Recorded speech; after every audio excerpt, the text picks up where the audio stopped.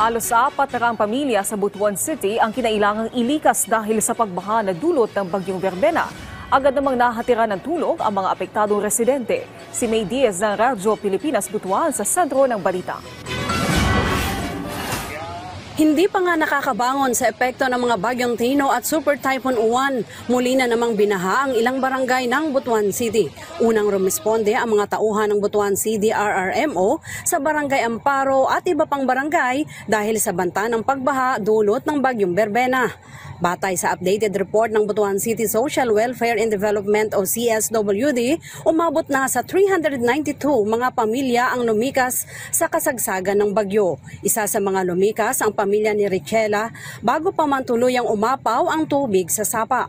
Laking pasalamat niya sa agarang tulong na natanggap mula sa CSWD. Pasalamat kami sa DSWD na maaga namin natanggap yung relief goods na binigay nila para sa amin.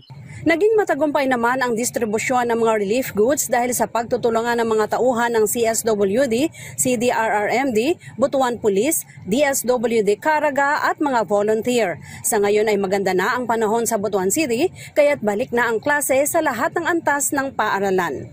Mula Butuan City para sa Integrated State Media, May Diaz ng Radyo Pilipinas, Radyo Publiko.